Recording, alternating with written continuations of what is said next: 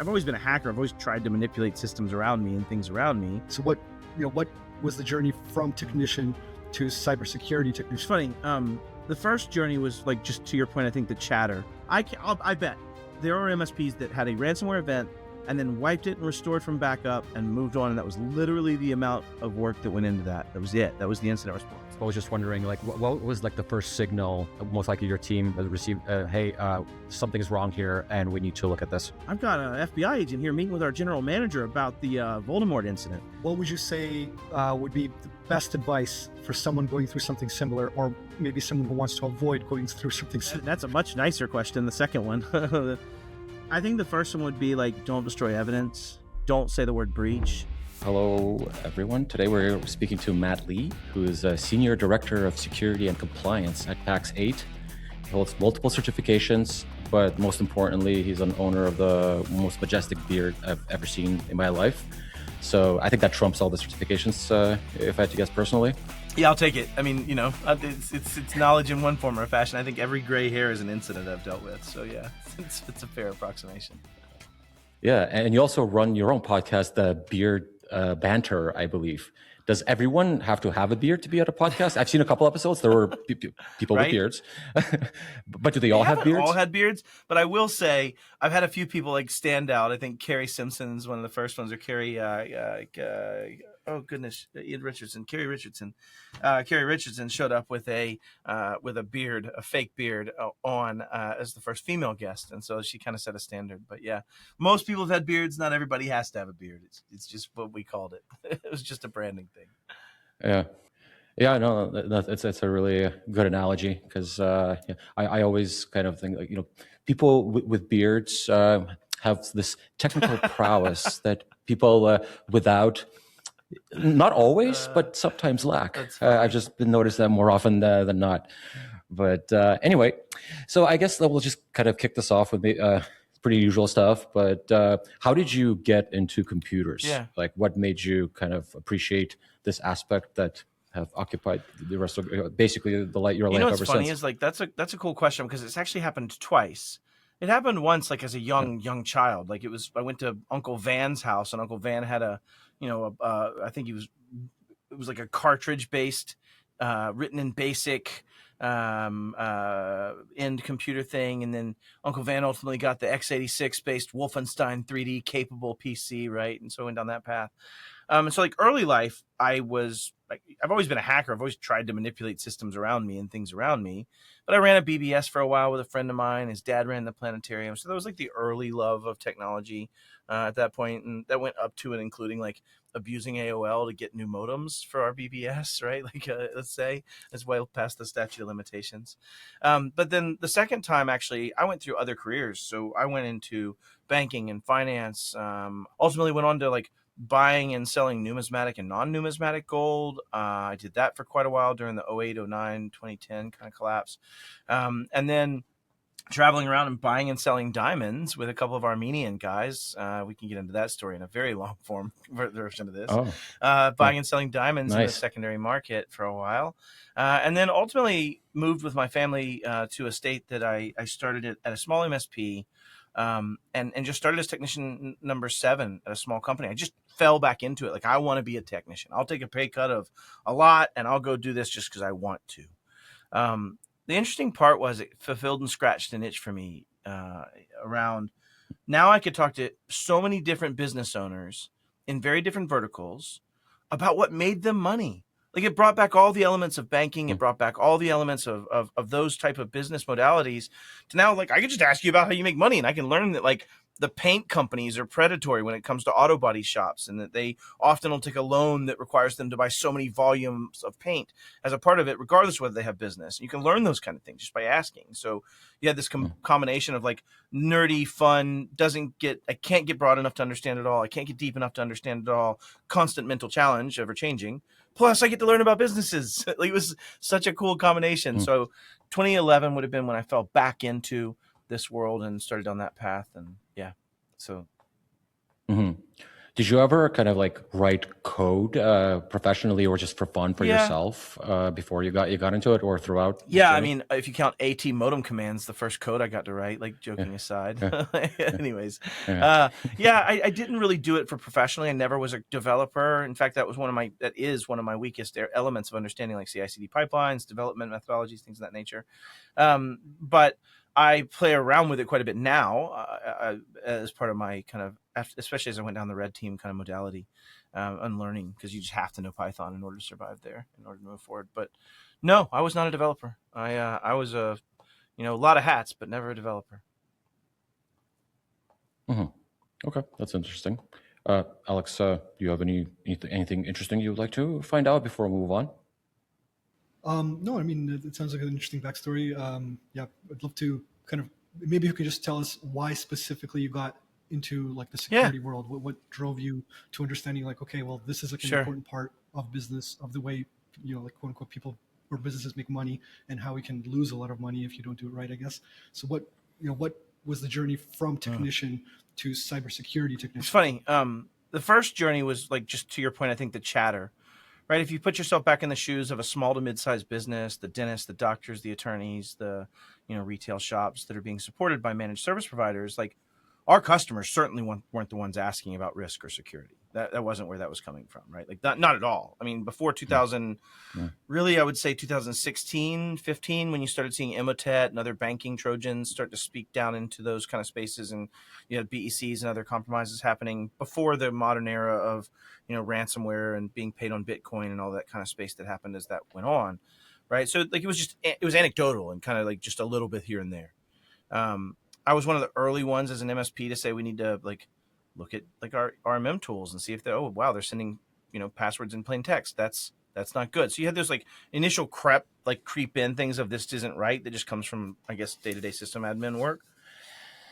But the real like conversion really was the highlight, the beginning of Emotet hitting hard, people actually having to deal with incident response for SMBs, attorneys, and doctors that had real repercussions potentially. Because most of the enterprise world, and I don't know your show's audience much, but I would say like those serving the enterprise and mid-market, like we've been talking about this for a long time. I mean, right? A very long time. But for SMB MSPs, like not really that long, like 8 years at this point, right? That really was reaching into the SMB world, in my opinion. Correct me if you disagree. Mhm. So we named a person in charge of security when we were at about, I think we had 40 employees. We were managing about like 4 or 5,000 endpoints, 6,000 endpoints, something to that nature, across 40 or 50 companies, something to that nature. And so we were talking about like who's going to be in charge of our own security and how we deliver that to our customers. And still, most MSPs think about selling to their customers far before they think about the risk that they hold around their customers from a configuration perspective, access, all of the things they have. And so we were going down that path. I was the sucker that just said, yeah, sure, I'm the director of technology. And I swear to God, like I still have the badge back here somewhere. The sticky note has since fallen off, but it said director of technology. And I just put an and security sticky note on it because they didn't reissue me a badge. They just let me have a title of and security. This would have been like circa 2017, maybe 2016. And so I just took the title. I dealt with most of the incidents in our world. We were in the manufacturing space. We served a lot of the defense industrial base in that regard. And so we were seeing actual attacks that were being detected by EDRs and MDRs. We were having to matriculate and deal with those. We were dealing with incident response teams going through that perspective. So like that was the early stages. But I think maybe the core of your question, when did I get into security?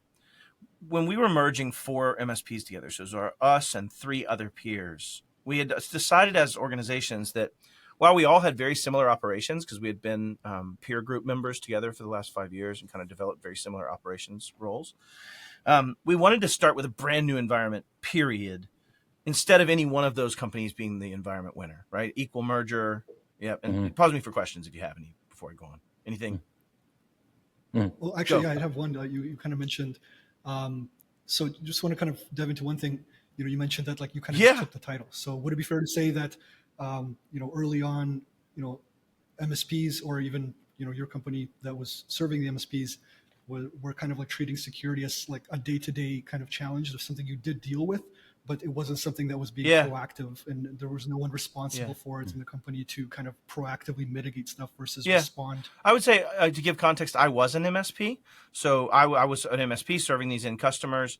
And to your point, it was definitely a reactive, if I was even nice enough to say we were reactive, Alex. Like, I hate saying, like, we were just ignorant. I'll point my fingers at myself. I mean, we were just ignorant as to the risk, as to what the scale was about to become. Like, if you look back to 2016, 17, especially in my lens as a paradigm in that small to mid-sized business, 100% you nailed it. Like, it was reactive. It was often ignorant. Like, I bet there are MSPs that had a ransomware event and then wiped it and restored from backup and moved on. And that was literally the amount of work that went into that. That was it. That was the incident response. Like, I don't want to point fingers or be pejorative in any way. I'd even point those at myself. I've certainly been part of organizations where that's occurred in the early days, right? Once you get past double extortion, it gets a little different, but let's just go back to the story, I suppose. That answer your question? Yeah. So which, go, Jaeger. So that, I guess maybe in a sense, like, would you say, like, would be like, hey, we have this security hat, who wants to wear it? And it's like, I guess I will. Was it that kind of vibe? It was even more so like, hey, we should have a security hat. Well, you're the guy asking about it. You should wear it.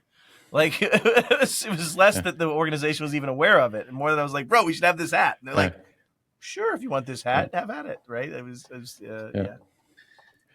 Yeah. So when I guess when you put that hat on, like, what were you thinking at the time? What were your kind of like biggest fears when you put that hat on at that time, and how did those fears change as you wore that hat for a while? Yeah, great question. And what do you think about it now? The first time I wore the hat, when it was in the context of the small MSP, small being relative, we were 4 million in revenue and served quite a bit of companies, but like your smaller MSP, it was so ignorantly focused on a combination of our processes, which I do still love in my early Matt. But also, like, most of it was focused on what can I sell to my customers? Like, I was just as dumb. Like, I was genuinely that same person going, all right, how can I get all my customers to buy EDR, MDR, and up their price by $3 an endpoint or $5 an endpoint? How can I get all my customers to do MFA of this certain type and do these things? How can I get all my customers? So it was all sales and coaxment, kind of, if you will, focus. I don't know that the focus shifted to us until 2019. And I know that's a long time, so just make fun of me for it in your heart. I'm okay with it. Like, not in a meaningful way. It hasn't been that long. It's only 6 years ago. I would say we really focused on us. I mean, we always did some things, but not to the extent that I'm going to speak about now. I had gone to a conference, and a friend of mine, Eric Woodard, was at this conference, and I hadn't seen him for a year, and he and I had been on the same advisory councils before together. And so I noticed his missing, right. And which is a lot to say for me. I'm quite ADHD and interestingly functioning. But I noticed him missing, and I saw him come back, and I said, hey, Eric, where you been, man? And he's like, well, I've genuinely been hiding in my basement. We stepped out of the main session to talk on this empty set of couches, and I won't forget it to this day. And he says, man, I've been hiding in my basement. He says, like, I can't go to church, because everybody that's my client that's at church is too embarrassing for me to see them. It's too much of a pain. And Eric was one of the victims of the first 2018 Kaseya vulnerabilities that happened, right? When there was a webhook vulnerability in the Kaseya platform, far before the 2021 incident that came, if y'all are familiar. And so Eric's explaining to me how his insurance didn't pay out in a lot of cases. The $1 million guarantee he'd gotten from his EDR, MDR provider didn't pay out as a result of the configurations that the RMM vendor asked them to put in place. The RMM vendor didn't take the blame because they had an EULA that protected. And like, it just all these things. And the main things I walked away with is this need to live compromised. And I'll speak to that here in a second. This need for B, to drive like the change in red line agreements with people that I spend $1 million a year or more with, right? Some of this, like, where I needed to have more protections than just whatever you spent with us, EULA type protection, right? And user license agreement protections. And so I walked away from that, and I'm just now named as the security director for the merged entity. So now I'm named as the director of security and technology for the main merged entity, internal and external, the decision maker on how we do what we do. And I was writing this email out after literally watching my buddy cry on a set of couches in the middle of a conference. I set out this email called My Single Greatest Fear. I sent this out on a Tuesday. And the title of it was My Single Greatest Fear. It was in the body, which you can't read now because it was actually done with message protection with Azure AIP. And so like you can see the subject, but you can't read the email no more. Nor can I, unfortunately, for screenshots because that identity doesn't exist. But I had written out this message saying, hey, listen, technician number 1 in 400, right? I had 160 technical humans that were kind of under my charge. And I said, hey, technicians, like, I'm going to take away your local admin rights on your systems. You're not going to have that anymore. Like, I'm not going to let you write scripts for your client management. You're going to need to do that through our own internal systems and have them signed and validated so that we can allow the EDR to allow them to execute. Like, just like shots across bow, homie. Like, absolute opening shots of they should hate me, and they did kind of things. And I got extremely passionate about why we would be the next, at that point, $20 million revenue MSP that's destroyed by, one of the APT groups that's accidentally stumbled into the value of these juicy containers. And that was my kind of call to action, just as an introduction. And I expected to get some grief. But the next morning, I get a message in Teams, and this guy says, hey, I'm in your Florida. And I want to add the new Teams tenant that no one is in, but my builders and my infrastructure. Like, no one is in this tenant. And this message comes in, and it's like, I had to check the identity first, be like, am I in the right Teams tenant? This was back in the day when you had to switch your profiles, right? Like if you're in Teams tenants. Well, thankfully, I never. Oh, you're better. I mean, I can't say that about my overlords at Microsoft. I love Teams, is what I meant to say, boys. But I get this message, and the guy says, I'm in your Florida office, and we had the same thing happen to us in February. Now, this is September of 2019 that I'm writing this out. We had merged to become the new entity in May 1st of 2019. And you merged with what you refer to as Voldemort? No, that's coming. That's coming. Yeah. We're not there yet. You're there. These mergers were 3 equal peers of about $5 to $6 million in revenue. We were coming together as a merger of equals, where we just had a revenue spin down for the EBITDA delineations, or the revenue or the profit delineations to make the companies equal from the acquisition, the shares perspective. So we had that figured out. Like, we were going down that path. But to your point, we'll get to that really quickly.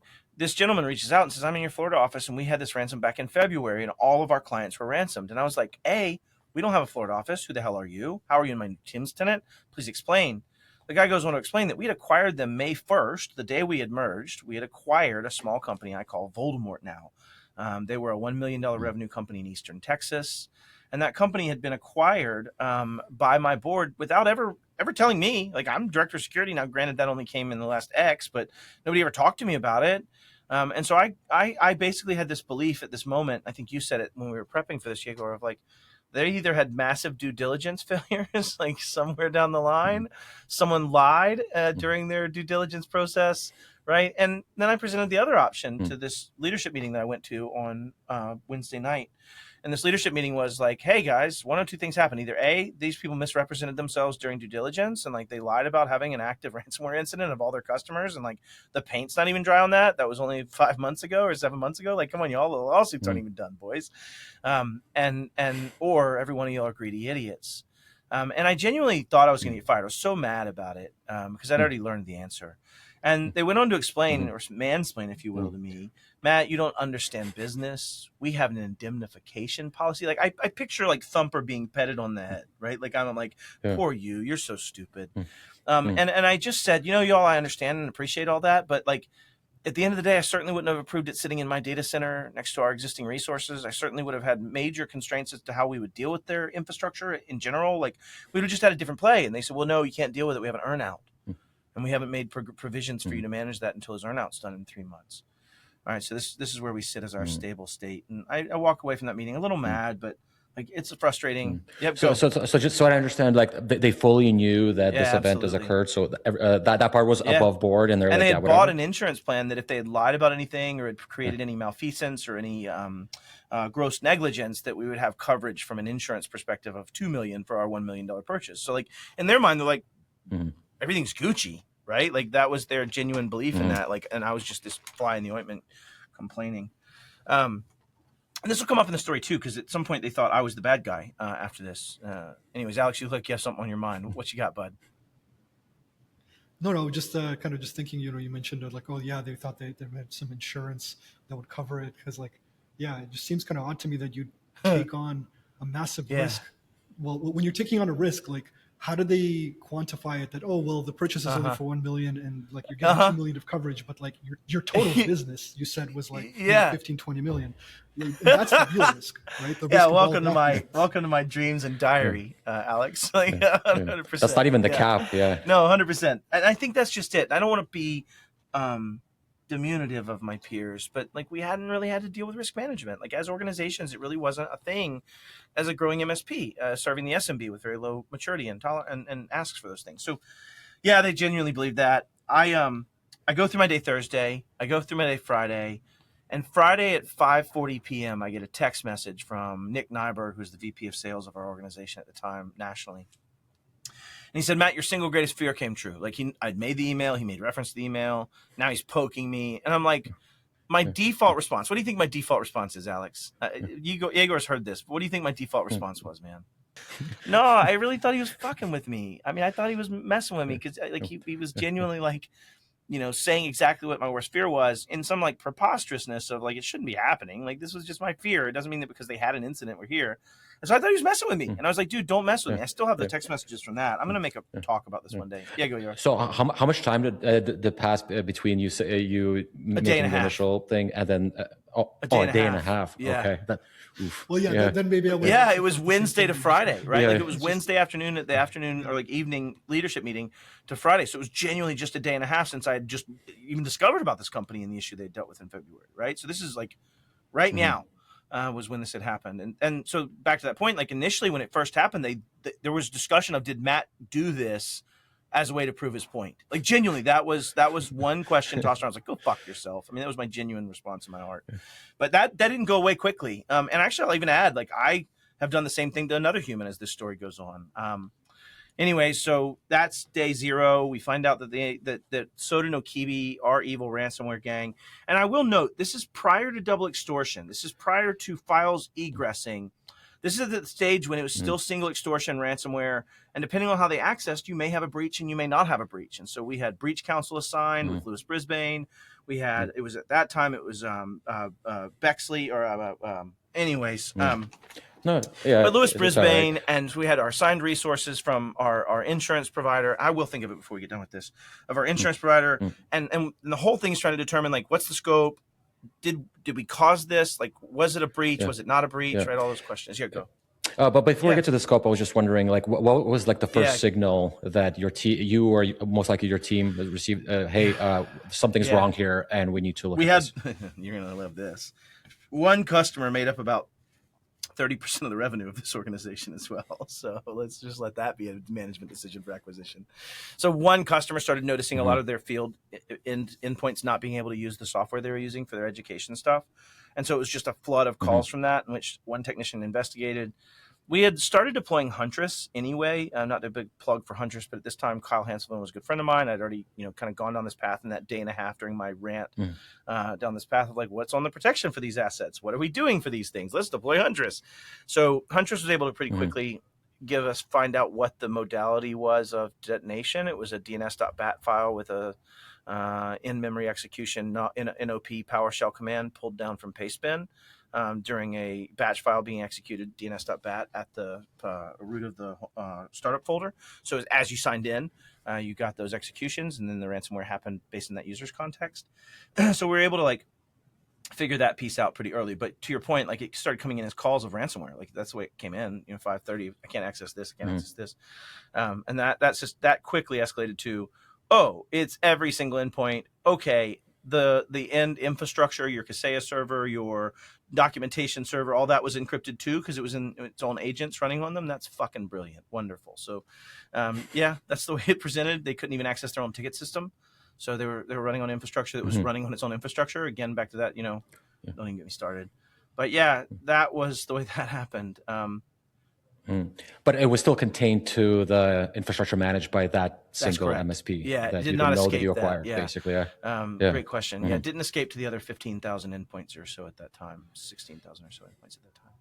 So it was just contained to those 1,200. We ended up limiting detonations down to about 200 by just literally using, I think they had a remote access tool that we used the backend script to run a script to black hole paste bin in the host file. So we just changed the host file to have 127.0.0.1 as the direction for pastebins, like total MacGyver engineering structure methodology to handle that problem. But Yeah. it worked. Well, if it works, it works. Yeah. You know. Anyways, but yeah. So So like, how did that all happened all on happened a on Friday, right? Friday. I imagine. So I imagine no one went home to their wives not from that for team, Friday night. right? Not from that team. Yeah, yeah. I got on a plane and flew to an unnamed city where the headquarters of this organization was for the major 30% of the revenue. And I got to starting down that path of like, when can we get to containment? At what point can we move forward? Do we know our access? So I started running as an incident commander internally for that. I didn't know the name of the title at the time. I was quite ignorant to that. I just knew it was bad and I had to deal with it. But anyways, we started dealing with it and working through the assigned parties from Beasley was the name of our insurance. From Beasley for Lewis Brisbane, and SpearTip was our investigative arm. Coveware was our negotiation arm.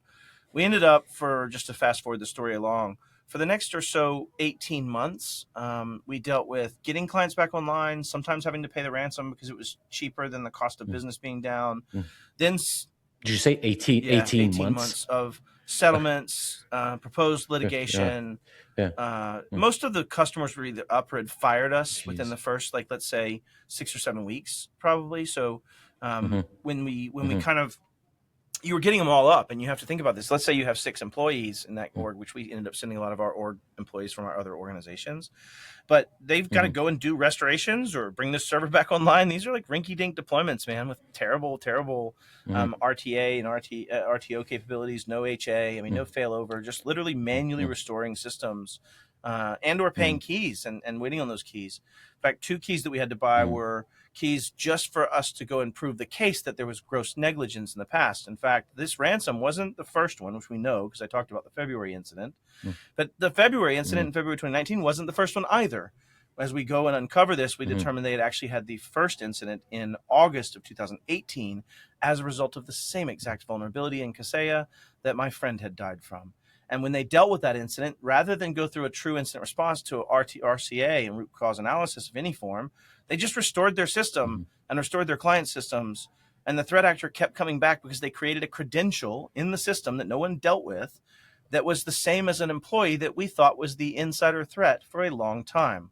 His initials were MG. And so they created a cred and just kept treating him like a piggy bank every 6 months, once in August, once in February, and again, now under my watch in September. How much money do they want? It was all individual. Like, what was so this the is the ransom? interesting part. They didn't, Yeah. and I still believe this is the case today. Threat actors have genuinely not latched on to the force multiplier that is MSPs. I don't think with concerted effort, threat actors have really gotten that concept. They just literally did the basic ransomware demands per customer. They were almost unaware of the parent organization as part of the ransom structure. In our case, right? It was as if they were asking for ransoms from each individual organization. And for us, when we tried to negotiate a bulk deal on the keys, they're like, who are you? What is this? Like, I know we stumbled into the system, but we didn't understand it. I mean, so I still think, even maybe I'm wrong, but even to this day, threat actors, I have other anecdotal kind of stories around that same fashion, but I don't think threat actors have genuinely understood the force multiplier of popping an MSP and what that means to really the ransomware deployment scale they could actually deliver if they did. Yeah. Were you ever in contact with these individuals to negotiate like a group discount or something? We did have Coveware. So this is actually interesting. So Coveware no longer does ransomware negotiations, but at the time they did. There's a lot of gray area. If you've ever researched some of the grayness of being a ransomware negotiator, it's interesting, but we never did. I've met other MSPs that have, but we didn't do the negotiation ourselves. That was managed through a third party. The main reason is the fear of OFAC control list, at least in the United States. The Office of Foreign Asset Controls imposes sanctions on someone as being a terrorist. And then if you pay that terrorist, you have in fact committed treason. And so you usually lend to other organizations to take on that risk and do that. Yes, no, they've vetted it. Even then, the insurance company won't pay the ransomware. You have to pay it. You have to go we had to take our credit card. We got so many Marriott points, but we had to take our credit card and buy Bitcoin keys and then pay for them. And then the insurance would reimburse us. They wouldn't pay first party. They don't want to take on that risk. They want you to have been the paying party, at least at the time that I went through this in 2019. And a lot of these clients, I guess, or orgs, they were just in no position to actually just restore everything. It was all kind of like snowflake Some, machines set up manually that has no some backup, and Alex. there's no way to Most restore of them them. we were able to restore, but you think about the end desktops. Not every end system or company has done desktop level backups or redirections of meaningful merit that were valuable enough to be something that works. So like, yeah, you might have downloads in desktop, but maybe you don't have these program directories that meet custom settings or whatever it might be. So yes, like most of them, I think we had good restores on. Some of the stuff that we were looking for was like in memory state, access to prove whether or not files were touched. And so we needed log files from before. So some of the keys were purchased to actually just determine log file state and access. Because the big thing we were trying to prove at this time, now, if you have a ransomware, it's pretty well believed that you have a double extortion and that someone's done an exfil of data and that a confidentiality breach has occurred, right? I don't know if anybody would disagree with me on that statement. Like 90% of the time, if you have a ransomware, you've had some type of data touch. Now, as to whether that's sensitive data or contractually sensitive or other things might not be withstanding. But at that time, before I think it was May's ransomware gang in 2019 was one of the first ones to do this. Nobody was egressing data. They didn't have the double extortion problem. So we're right at that timeline of backups get good. Extortion methodologies after backup don't exist. Like not really. I mean, at this point, maybe a little name and shame, but not like here's your data and here's the proof of it. Certainly not triple extortion. So I just magically, and this is like to add to the end of this, like as we finished all of the findings, it wasn't a breach. We never had a breach. Like technically by definition, our attorneys did not use the word breach. It was an incident. And that was because someone compromised a system and executed commands upon that system to try to hold someone hostage from a availability of the CIA triad and of an integrity of the CIA triad, but not of that magical C. They never touched data. And we were able to prove through those logs enough for the attorneys to defend it. But would you be able to tell, like, if let's say there was, I don't know, a terabyte of data per customer, let's say for sake of argument, that and maybe there's like a few megabytes of very sensitive information, everything else is just trash, for example. Could you prove that no data was transmitted off the network? Which is interesting, right? If you had that kind of argument today, you'd call it a breach. If you absence of proof, in my opinion, in the ones I've dealt with, if in absence of proof you didn't have it happen, it is now assumed it did happen. But you got to remember the time that existed back then. This was back before that second modality of taking the data and threatening to release it really started. And so all we really had to do was prove, was it an actor that's doing that or not yet? And so that was enough at that time. I do not believe that would be enough even just 2 years later in 2021, 2022. But at that time, it was enough. I mean, I think if I was to be arbiter of this, now that I'm far enough away and they've written me all the checks they can write me for being done with that company, like I probably would say I wouldn't be as kind today with that same data presented in the same way you weren't, right? If you can't prove to me that data wasn't touched, then what they could argue was we knew all the commands the threat actor ran, and all the commands they ran were simply injecting that DNS.bat file because they never had direct access to the systems, at least proven from the system itself. So I feel still pretty confident about it just because they didn't have additional modality built into the ransomware that would do those things at that time. Getting a little technical here, but we ended up, I mean, genuinely, that's why we paid SpearTip to do the analysis and why we paid for a couple of ransomware keys for that initial server to go do that analysis. Like in earnest, I mean, the attorneys were willing to help, or the insurance company said they were willing to pay it. As the story goes forward, we ended up filing a claim for $1.28 million in insurance. Of that, they paid us $280,000. So if you're playing at home, we spent $1 million on a company. To add insult to injury, we actually had to write the dude his other $500,000 check in like October or so of that 2019 while dealing with a ransomware breach or a ransomware incident, of that nature. Had to hand him a check just because he had made his official cash earnout from his numbers perspective. So I just felt that delicious to the board personally because we did have to write that check to the guy. Anyways. Fast forward. I mean, you could have paid him in Bitcoin and just deliver the key. Just encrypted awesome. Bitcoin address. And if you could crack this key, you get the money. Have fun with the math, boys. Anyways, I digress. The interesting part about this, just to finish the story, so we worked through all the throes of the ransomware. We're done. Our attorneys determined we don't have to report. At that time, there was no IC3. Right, there was no Internet Crime Consortium to report to. There wasn't an organization inside the U.S. that required it. CISO wasn't even. It was born in 2018, but it certainly didn't have any teeth. And so, like, that's kind of where we lived. We were just done with it. Well, fast forward from 2019 to 2020, right before, or 2021, I'm sorry, June of 2021, I'm leaving the organization. We are selling the organization. And a FBI officer shows up in our Dallas Fort Worth office. Actually, it was our oh God, they hate me for this. What is the term?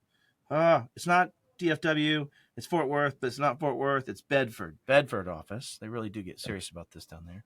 But in the Bedford office, this FBI agent from the Northern District of Texas shows up, and one of my spies, my internal guys, says, "Hey, Matt, I've got an FBI agent here meeting with our general manager about the Voldemort incident," which we had actually called it Project Voldemort internally.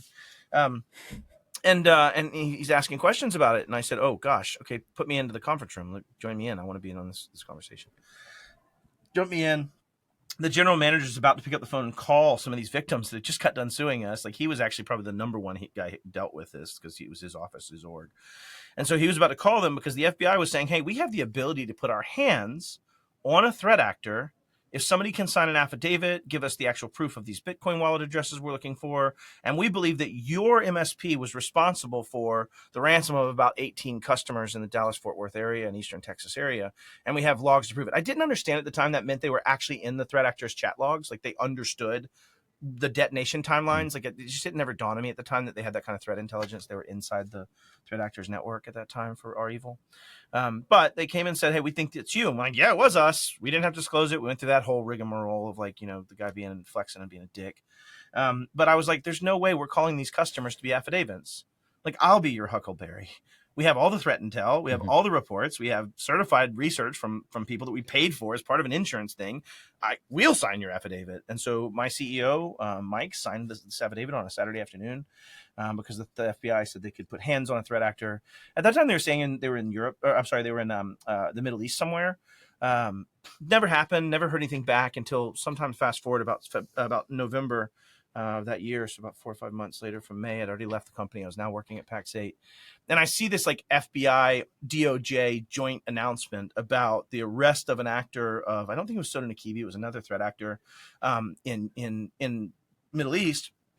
And this arrest warrant being placed by the greater international community for our actor. And it was the same tall beanpole FBI officer, same dude that had come into our DFW Northern Texas office. And if you're not familiar with the FBI, like they have like each district office works on a certain threat actor group, or at least to some extent, right? So they have like yeah. No, we get subpoenas under our second brand all the time. Okay, we might want to dig into that for the podcast, bro. That's got to be so much better. I digress. Well, I'm doing a Reddit AMA actually so cool. tomorrow, so I'm sure that will come up. Awesome, man. Yeah. Very awesome. Anyway, so short story is, like, we ended up signing the affidavit. I hear nothing else. The FBI is not great at sharing information back the other direction. And then February of 2022. I believe that was the timeline when the Ukraine war started, from Russia, Ukraine conflict, or whatever they call it, special military engagement. But right before that, special military operation. The FSB arrested one of the actors of Soda Nakibi under this international warrant as a bit of a tchotchke to the international public. If you remember, that happened right before the invasion. They did this kind of like real big show about it. That was our affidavit. That was the arrest. And so full circle, we were the arrest of that actor by the FSB. Now he's probably just working in a wonderful place right now, but that's okay. But it's no longer working on his own stuff with our evil. Anyways, I digress. But that's the origin story. So, like, back to your question, Alex, to kick this off of how did I get into security? Brother, after that, when I got to watch people, like, we had to do these debrief calls early on where I'm trying to explain how we're about to do stuff different, how the new organization Iconic is different than the one we just bought, even though everything says we're not, right? And like all that explanation call, I had people screaming at me. I had people crying, like literally venting their feelings of 3 ransomwares of their organization in the last 12 months, give or take 15-ish, right? By our organization, explaining how they had to fire employees. They haven't been able to send their daughter to college like they wanted to. I mean, like the real painful stuff, explaining why they hate me with everything they are. And like that beginning gave me a lot of internal fire. It also gave me a lot of internal, like, because of the timing of this, I got to do everything I wanted as a security professional for about 2 years.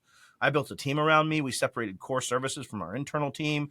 We still have things that I'm proud of that I don't see in today. And I don't mean this to be braggadocious. I just mean I was in a blessed scenario with a lot of momentum, a lot of pain, and a lot of people willing to fix the problem afterwards to build something super cool that I got to build with people like Matt Topper and Mark Jordan and Jason Farmer and Tony Miller, and just amazing people to build that. But one of the rules I had was if I spend $1 million a year or more with your organization, I want to see at the table. I want to have advisory council access. I want to be able to talk to your internal product team. I want to have those kind of conversations, which, in a big company is not that easy, but in a small company, like in our world, $1 million a year is pretty good revenue numbers, right? For a company. And so as I got into that, holy shit, that's when you get into that development question you asked me earlier, Yegor, is like, brother, companies build stuff for the lowest common denominator, for the lowest maturity consumer. And guess what everybody that consumes a piece of fucking software is? Low maturity consumer. They're not asking you how you build code. They're not asking you how you prioritize bug bounties. They're not asking you how you deal with your tech debt. They're not asking how you deal with an ever-changing programming language modality that says, maybe I should be using memory safe programming, and how do I move into more ephemeral workloads? And like, they're not asking those questions at all. And so one of the things I found is not only are we not doing this with a demand and an appetite, we're also not like able to know when we're buying crap. And anyways, I'll pause for questions, I suppose. Yeah, actually, sorry, Alex. I just wanted to take a one step back a little bit before we actually talk about the thing that you just discussed, because I do have a few questions regarding that. Just regarding that incident that, it's done and over with. The Voldemort incident. If we exclude the inherent, I guess, negligence and, very bad mistakes that were made and that were there to begin with before this incident occurred, what did you learn anything from that incident other than don't do what they did? Like something that you actually like, that could have happened to me. I wouldn't do the things that they did, but this thing here, that's new to me and I've learned something. Were there a few things that you learned? I'm sure there were technical aspects that we learned, right? Like they just escaped me at this moment. But I think to your greater question, one of the things that I speak about as a result of that incident is how do you do proper due diligence and assess risk in an organization you're acquiring, right? One of the biggest things we took away as an organization was a new method of how we buy somebody, where we keep them from an arm's length, what our transition process was, what do we do to execute old infrastructure that doesn't necessarily need to be here. So I think there were a lot of learnings about an acquisition process that came from that and made us more intentional in that integration and acquisition process. But maybe that's not the core of your question, Igor. Yeah, that's more of like, we should get a better legal firm that will have a stronger opinion about this. I think maybe more to the response itself, right? So would you do anything differently? Like it's hindsight's 20/20, I know, but like, what would you do differently? Like if this were to happen today, like what did that teach you? Yeah, from the sure. last time that you would Good question. So we knee-jerk reaction after that. We actually hired a firm to come in and do an incident response workshop with us and plan a better incident response internally for our organization. We spent $45,000. We spent 5 or 6 executives' time, 2 days, 16 hours locked in a room. And we made like 200 pages of absolute trash. So I'll absolutely say like we knee-jerked first into this giant heavy-handed process-oriented methodology.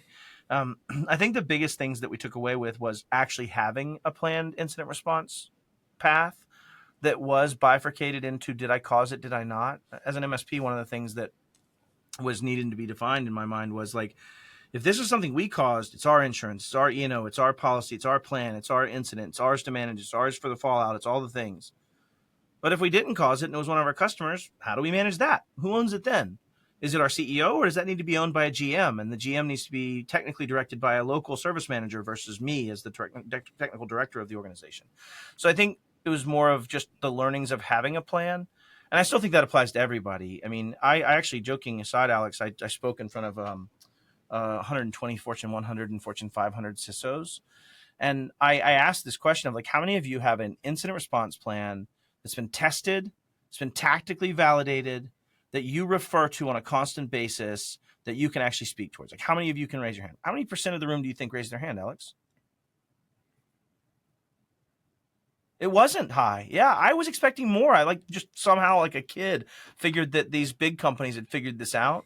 But in reality, like this is a bit of a nascent problem that we've all had to deal with. If you go look at, there's Information is Beautiful as a data visualization website, but they've been tracking security breaches over 30,000 records since like 2006 or something.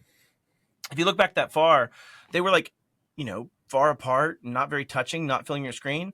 But look at from 2017 to 2025, like, so like even big companies are starting to wrestle with this challenge. I would think they have a head start, but no, I was surprised that it wasn't very many. And even asking questions that to me were the same problems we all deal with. Like one guy asked me about when we were talking about, I was talking about using CIS safeguards as a methodology of determining whether or not your partners were doing good as opposed to doing a big, stig or something of that nature that they're going to lie to you on invariably anyway. And so one of the guys was like, okay, talking about training, when you're talking about phishing testing, how do you validate that it's actually working? And I was like, what a great question. Like, but the fact that you're asking it, like, tells me a lot of where we are in this world. Like, I mean, it is a great question in the sense that, like, his argument was, I'm sorry for this tangent, but his argument was that we keep seeing better and better scores, but it doesn't relate in less and less clicks. Like, we get better scores on the tests, but not less incidents inside our organization. People are still clicking and doing stupid stuff, right? Like, why? What's that incongruency? I said, well, oftentimes we haven't trained on the outcome we want. Like, if you're wanting to know if your phishing testing is making a difference, how many times have they reported something to your incident response team? Like, how many times have they forwarded in a false positive? Like, where they just been a little bit scary and sketch and sent it into your internal phishing testing team? Like, measure that. And it like blew this guy's mind, and it's something so tactical and simple. But anyways, I think the point I was making, Alex, is like, they're not there yet either. And they certainly haven't tested to a point that they know their incident response will be encompassing of the grander portions of the bell curve of incidents they're going to deal with, like, for sure. Yeah. So, yeah, it also depends like what kind of incident is happening. I mean, you can have the best incident response plan for a very specific incident, but then something else happens, and you're like, "Well, this wasn't in the playbook." Applies or works. Exactly. Yeah. Call in the contractors. Here's another 45 grand. Teach us about this thing. Tell me about it. Alex, any questions on that? No, thanks for that. Maybe just a quick follow up of like, what would you say would be the best advice for someone going through something similar, or maybe someone who wants to avoid going through something that's similar? A much nicer question than the second one. I think the first one would be like, don't destroy evidence. Don't say the word breach. Those are the big things I'd say stand out. Those are maybe just common John Madden rules, but like, I can't tell you how many times somebody says breach when they're not authorized to do so, and they might be creating risk for themselves just by using the word when it isn't one. So I'd say don't say the B word. Like, let your attorney say breach, not you. Like, a great example in my case, if I had called it a breach early on, there is a potential that I would have been dealing with breach notification, all kinds of challenges, where once the attorney was willing to defend not a breach, they didn't have the luxury if I had already said the word, right, potentially. So that's one thing I would say is a takeaway for anybody going through that. The second piece is I've heard too many times, I just did a cyber melee thing today where people are answering, you find ransomware on an active machine, what do you do? Somebody's first answer was reboot it. Like, God, what? Like, no, I award you no points, and may God have mercy on your soul, Billy Madison style, right? Like, so I think the big thing is don't destroy evidence. Think about how your actions can maintain evidence, but also maintain containment as rapidly as possible. I think when you're dealing with an incident response, the faster you detect and contain is far probably more valuable than the protections you had put in place before. In the sense that you can't protect everything, you can't stop everything, but boy, it's nice to notice when you're bleeding early and get something on it, right? And start limiting the bleeding before it gets worse, or to that type thing. Same thing as catching a cancer early is way better than dealing with the aftermath when you catch cancer late. Both suck, but I'd rather find it early and know about it. So I think that's the big thing, is live compromised. And I will say that was the takeaway. I started using this term, live compromised, inside my organization, not knowing that John Kindervag had already used, right, assume breach for like years before I ever existed as a baby. So not making anything new here. I digress. Mm-hmm. All right. Thanks for that. Actually, well, speaking of terms that you may or may not have coined, I believe we briefly touched upon this in our previous chat. And this is kind of related to the thing that you've started speaking about in terms of software and being made for, I guess, lowest common denominator and the shortcuts that are being made or things that are not being done. You talked about, secure by default and secure by design, but you also mentioned a third term, which I don't think I've ever heard before, which is secure by demand. Could you maybe elaborate on these three things and what each one means to you? I also don't want to be stolen glory, because the secure by demand was actually a concept that that was being kicked around and first coined by, I believe it was former head of CISA that actually said that term, but I digress. Anyways, Jen Easterly. So during Jen Easterly's time at CISA, and actually this is where Canada gets a win on the US. I don't know if you know this or not, but Canada had your own cybersecurity internal agency before we did by about 3 months in 2018. So go Canada. You guys beat the US. Yeah, massive accomplishment. It's a pretty big one, man. And you haven't gutted yours either financially. So it's nice. I digress. So CISA just on the Fair, surface. touche. It's got it on the inside. Fair. Touche. So I think for CISA came out with this conversation of secure by design, secure by default, and then this third one which I'm going to talk towards, which is secure by demand. But I have this theory of the definition of economy and capitalism in general that's just called the middle theory, and it's this belief that products, services, and companies don't make products or services that are greater than the average consuming entity's maturity. Like if I made a better spoon, unless you knew that spoon was better and had some demand for it, it wouldn't matter. You would not care and would not pay me more for that spoon. So I will have just put effort into making something better that I have to sell a lower profit margin, right? So capitalism doesn't reward that. And I'll give you an example of that in software. Alex, you are a product manager at a software company. You have on one hand, one set of sprints that you can dedicate towards a problem. On one hand, you have a new feature request that's going to take this 1-2 week sprint to implement, and it will allow 5 new managed service providers to sign up for your services to add about $35,000 in revenue to the kitty. On the other side, you have this bug that was discovered that if someone put a front slash after the setup.aspx tab, they were able to reset your screen connect. Let's call it bake connect or something instance and take access of entirely that thing. That's a vulnerability and a bug. As a product manager, if you are guided, which one do you choose without guidance from the organization to protect your job? Yeah, it's a good question, and I think most of them will choose the product first, and they probably won't even know about the other one. To be honest. Yeah, they won't even have it in their selection criterion. To your point, right? The other flaws in that scenario. So the point is, I think. No, I was just going to say, like, I mean, I don't know if it's like the product manager's like role. I don't think it should be the product manager's role to even do that, right? Like the product that, like a security is like a security function, right? To make sure, that should be a completely separate entity. Now you've just sparked episode 2 for this role. conversation, because like I totally agree, but I think it's a nuanced conversation, right? Of like, where does that decision making happen? Do you have separate teams? Are they contextually irrelevant to the team that's building code? Like, there's just things that become challenges, I think, in that conversation, right? Well, depending on the severity of the issue, it should just be fixed when discovered. It should not even propagate to any layer above, other than, hey, we found this thing, it's fixed now, and by the way, let's check if it was exploited in the first place. So before adding another toggle. Tell me we're preaching to a group all with our choir robes on, right? And like at the same time, like the hymn in our hand. Yeah, well, it kind of goes back to something. No, you go. Sorry, a little bit delayed.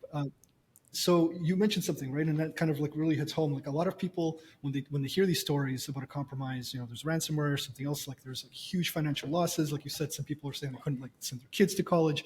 Like these are very real consequences. And I think the vast majority of companies probably don't appreciate the consequences of like a breach or so like they don't really, it's like this theoretical thing. It's like this risk. It's kind of like, almost thinking of like getting hit by lightning or something. It's like, I can go outside and it's raining and maybe I'll get hit by lightning, but whatever.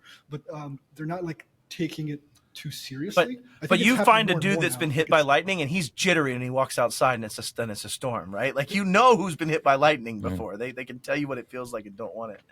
But back to this point, like I think that definition of economy drives the point that because consumers are very low maturity around software, they're not really going to demand the fixes to the vulnerabilities before they demand the features. And that's what really, I think, drives the capitalistic vote and the problem we deal with software. Like in a hole in the road, you can see a hole in the road. You can see like some dude's halfway stuck through the road deck.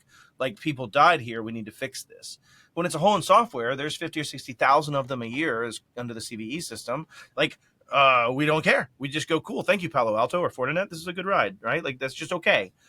So I say that to say like that's part of the problem. The way CISO approached fixing this was bifold. It was first, we need to deal with entire classes of vulnerabilities. Like we need to commit to making software secure by design. Like if we're going to build something, we need to tackle those porting of old code or old coding methodologies or old languages that aren't memory safe or whatever it might be in that crosshair around secure by design. It needs to be more secure by design, right? But then the second was secure by default. Like I make this joke on stage, like you buy a new Microsoft tenant, it is in the least secure state you will ever buy it. Like period, the least secure state. Google, same thing. The least secure state you will ever see it. You will do things, you'll change things, you'll take away features, you'll add conditional access policies, you'll do these things to make it more secure. But if you bought a car like that, that'd be like, oh man, where's that ABS crap? I want to turn on that ABS stuff. Hey, can we also turn on these airbags? Those sound super dope.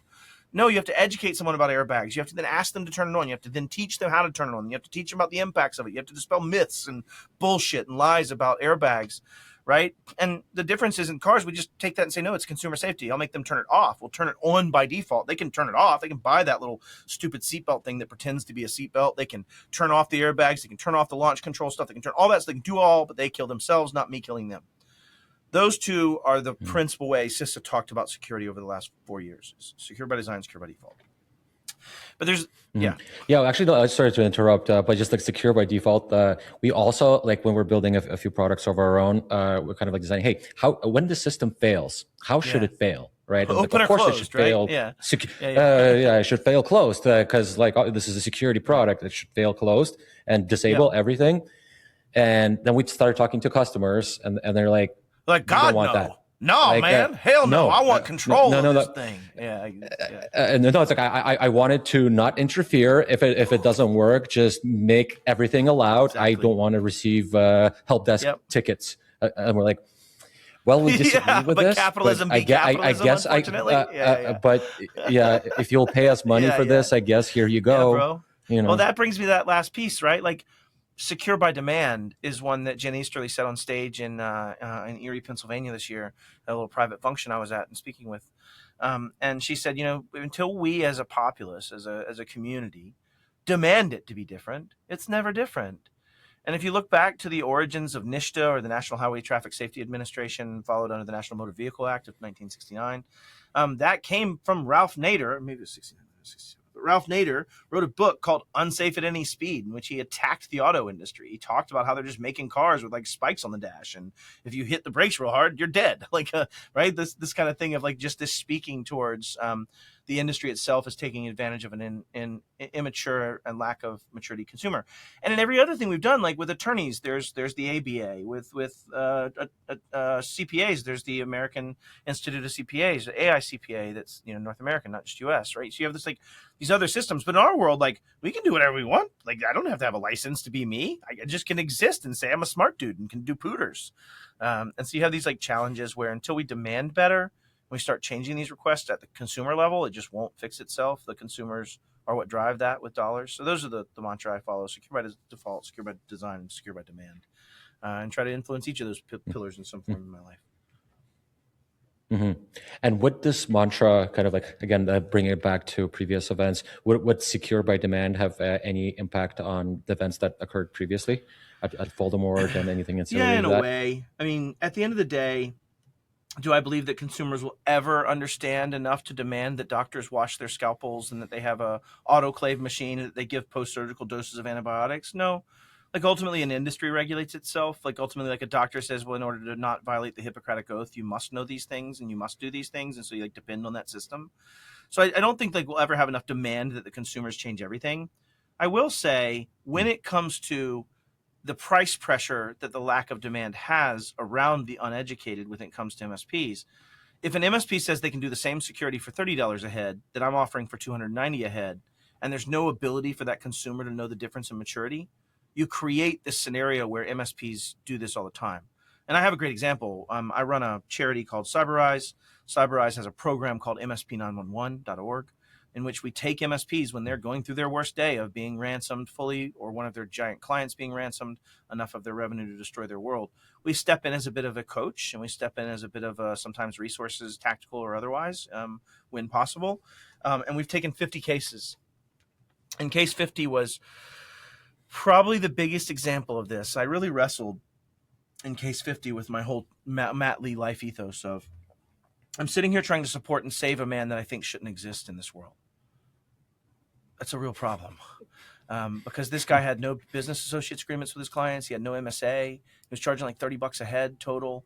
He had no EDR, just a basic anti-malware, but still didn't even deal with the many, many different alerts going off during that anti-malware, as the threat actor was manually hands-on keyboard touching 634 machines, ransoming 340 of them by hand with hand typing scripts. Because he couldn't understand how to use the toolbox and there wasn't copy paste in this remote access tool. And the guy still in 48 hours never detected it.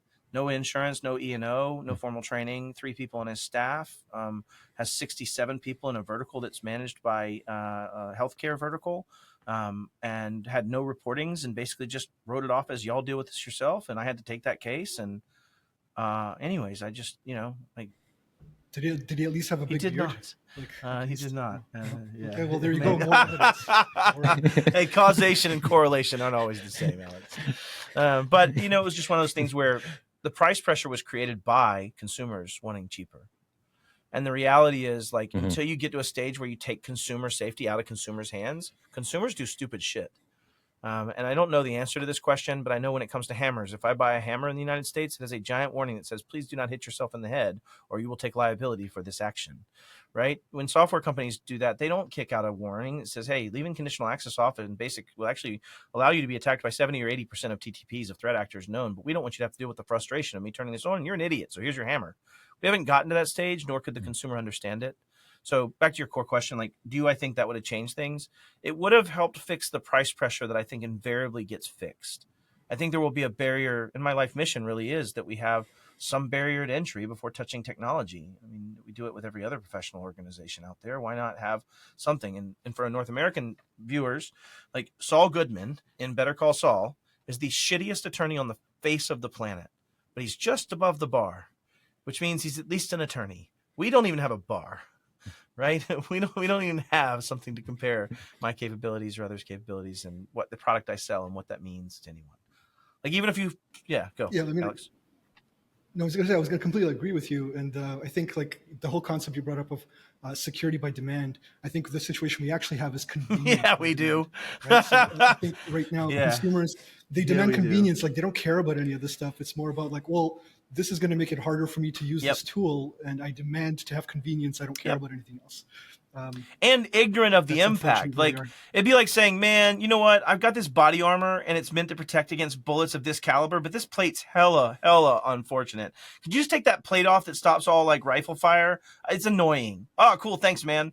Like, that happens never. We understand the bullet impact and the risk to human death, right? I know I'm an American going towards guns, so I apologize. But, like, the reality of that is we just can't quite kinesthetically understand the decisions we make in cyber. And in every other profession, we let someone else say, no, Matt, you can't just put a 5 in that box because that means you've taken this tax posture and it's going to cause these problems, and you're not the person that should be educated to make that decision when you fill this out. Or, hey, when you're doing these intake forms for a patient, no, you can't fill out your own dosage of propofol because I'm the one that has to do that. I'm an anesthesiologist, and I make those decisions based on your blood, your body type, your body weight, your blood pressure, your body response. Like, we just don't let people make those decisions, Alex. Like, that's the other part of this is, like, the reason demand changes it is when secure by demand happens, it often puts the demand to make the industry itself police itself. Right. And I think that's the gap we have, looking in the 100-year box, I think, in our own world of we just kind of self-police. And you look at the way AI came out, like Anthropic just shit out a thing called MCP. And now here we are, we have an MCP, like, whoo, let us go, boys. The S in TCP stands for security. Anyways. Yeah. Well, actually, on that subject, you've just used my trigger word AI. So let us go. Let us move on from this topic. Actually, are you okay to go a little bit over? I got a few minutes, Yeah. So maybe let's focus on kind of like the now and the future and this and the post AI world, as some people call it. What do you envision, like, the space and internet security in general looking like in the coming single-digit years, let's say before the end of the decade? Because in the 2030s, it's impossible to predict. Maybe we're all going to be probably unemployed by then because there's not going to be much else to do. But in the meantime, what do you envision this landscape looking like and changing in the next little while? Let's keep it to the single digits, right? Let's say this is 9 years or less, right? And maybe even 2 or 3. Yeah. I think. Yeah. Before 2030. I think you have, let's say that 5 years, right? I think you will have some things that get better in the sense that the ability to use clock cycles on very normalized data to come up with and manage, like, day-to-day vulnerability management, things that require, like, contextual analysis and use. I think, like, we'll see a lot of business transformation and robotic process automation open up for people, like, in this first path. I mean, think about it, like, before when I was doing RPA, I would have to have like real static outcomes for every single answer in order to be successful at RPA, like, or at least a high failure bucket and the ability to manage that. Now I can hand some agency to something to take actions upon this robotic process automation and actually make my business automation stuff that I've wanted to do faster. Like the immediate low hanging fruit is RPA extensibility in my mind. But that also means that there's a lot of connections happening over MCP before protocols even exist for us to protect and secure them. And so I think what you'll see is this rapid adoption to externalize access unintentionally to chatbots, to automation flows, where I can inject against prompt injection or other abuse methodologies in a whole new way that would have always limited to an API and what I could do from an RBAC perspective comparison. So I think like initial path is business transformation, lots of automation, and then a lot of abuse of that automation in ways that's quite meaningful now because of that hyperconnectivity to LLMs and chatbots that just aren't really securable today. Now, granted, even as I say that, when I first wrote my first talk on MCP abuse, like 6 months ago, there's now things that defend against the very things I talked about in there, right? You have on behalf of objects, you now have CIBA or client initiated back channel authorization. You have like a lot of paths. You now have filters that can only filter out binary outputs that then go and get fed down the chain to avoid some of the prompt injection and chained injection. Like there are things growing. I think what we should see if we're thinking about the positives would be there will be a lot of products built that I might build myself to solve my problem in ways that someone would have charged a ridiculous amount of money in an overinflated market to do. Great feature example is the MSPs need this ability to manage their TAMs or their technical alignment managers. These are the people that go out and see if they actually are doing the things they're supposed to be doing in their alignment of their tech from the technical perspective. And they just needed a software to manage that. And there was this company that had been waiting on a feature request for like 2 years to build this platform into their platform. Jason Slagle and I in Claude Code did that in like 3 weeks to a viable and sustainable, never sell it to anybody else, but make it do this thing for us modality. Not to mention some of the risks that creates. We're getting off on a massive tangent there. But the point being is like, I just genuinely think the abundance and the ability to use these and the desire by industry to use LLMs is going to be a huge, like rapid growth, but it'll create a lot of risk. I think it'll create a lot of like minimum viably crappy products like MVC, not even MVP, like just shit regurgitated out by Claude Code. And God bless us, I love it. I use it. I've done a lot of things with it. But like people will build businesses, billion-dollar businesses off this. I've seen it already happen where people have gotten funding rounds off of building something that would have had a development cycle for years before. Someone had to have done pre-revenue investment in this build or, you know, barely early revenue investment in MVC, MVP. I think that means we'll get tools that solve problems faster in a lot of cases that are viable and are useful. So I don't know that I'm one way or the other where this falls from a security thing. I think you get into like deep tactical arguments about threat actors are going to be better at OSINT, better at delivery, better at coding, easier opportunity to barrier to entry. But at the same time, threat detection gets easier, right? It gets faster to put together TTPs and find them in a hunted, you know, Yara rule, like it's easier because of some of these LLMs. Like I think there's always this give and take. But that said, I probably think the thing that's missing, and this isn't my supervillain origin story, but the thing that's missing for us to actually change this world is a lot of death. Engineers and civil engineering say that every regulation in civil engineering is written in blood. Every single one of them. Yeah, much like aviation. Yeah, same, exactly well. that. We've never had that in our world. Like we don't define or talk about the blood. We don't even talk about it being a problem. And so I think until it's real human blood, we won't see that. And I think this race to AI and this combination of MCPs, I did a talk called Giving Swords to Our Future AI Overlords in Amsterdam and at Wild West Hackenfest this year, talking about how we just took and adopted MCPs before we could ever deal with the thing that's using these MCPs. Like the attack surface is massive. And like now you're going to connect it to your Siemens controller for your building's HVAC. I can't think of anything that goes wrong there, right? Like it's going to get into real physical modalities that kill humans. And I think until we see that, we don't see a response that's equal to the risk we're carrying globally. Well, the physical modalities are coming. There's a lot of companies working on those, but kind of like going just back just a little bit. So you've talked a lot about like people internally using external tools and compromising data or something happening. What about like on the purely offensive side, where external actors being supercharged by these tools and executing attacks at scale that would have previously required hordes Yep. of people and a lot of Yeah. time. How do existing software and tools and vendors are they equipped to kind of protect customers in this kind Well, of let's talk about day and this. Like, age? what would I mean, other than like the hype bullshit that we've seen a couple of articles on, at least today, what are the theoretical applications of this for scale? Like for me, it's like innate inflows that allow me to do large swaths of OSINT research against various organizations and then gather that into making me not have to do it, like the grunt work stuff. We haven't really seen where the grunt work being removed has led to these like novel attacks. We haven't seen where it's coming to like, holy shit, that's the best ODA I've ever seen, bro. It just made me better at you sucking and finding you when you suck. And so I think the same argument comes back to maybe don't suck. Like think about your attack surface, think about having vulnerability management, think about what you build and how you deploy it, think about zero trust, think about the same, like that's what's so defeating, I think, for me as a cybersecurity evangelist in my role. It's like I'm just saying the same shit over and over again. It hasn't changed. Chris Roberts joked about the talks he's given at Black Hat and DEF CON. He was moving and he linked through the stack of his old talk presentations. And he's like, man, I could give half of these again right now, 20 years later. This is ridiculous. Like, and he's not wrong. It's the same. Do you know what your assets are? Most people don't even have a 1.1 CIS inventory, 2.1 software inventory, 3.2 data inventory, data maps, data drawings, understandings of their world, 17.x, an incident response plan. Like, it doesn't even exist. So, like, what's the answer? Just don't suck. Like, have the ability as an organization to not suck. And then that pretty well deals with it. Like, now at some point when I do believe the code and the execution of those things gets faster and faster and better, and threat actors are doing things that are quite novel that way. But I don't think that's today. I think today is they're just getting better at, with less hordes of people, taking advantage of companies sucking. And I don't know, my opinion.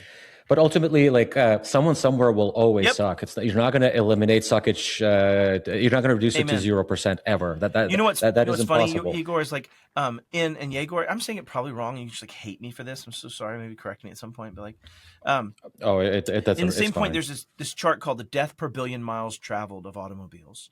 And what's interesting is all throughout the 60s and 70s and 80s, as automobile testing and National Traffic and Safety Administration rules governed North America, as we started going down this path and like we got to that point, do you think we got to 0 deaths in automobiles? Nope. We accept a certain level of death. I think the point is that we could drive 10 miles an hour. We could never go 80, and we could reduce death to near zero factor. We're just not willing to do that. I think the point is we haven't even gotten to an acceptable level of death in our world. Like we haven't gotten there. And so I think to your point, there are always going to be people that suck. There's always going to be vulnerabilities. There's always going to be bad decisions. There's always going to be those things.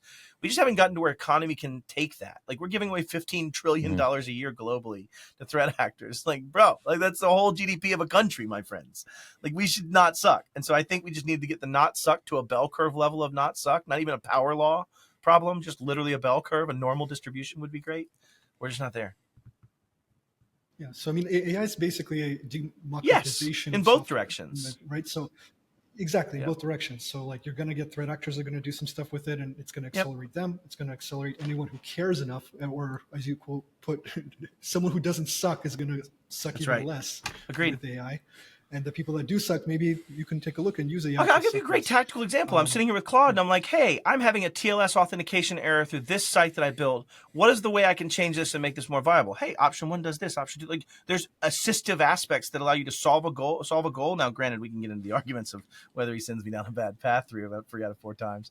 But that said, I think those assistive things are what you're speaking towards. Those that want to can now reduce the barrier and have a democratization of skills that would have been hard to obtain in ways in the past.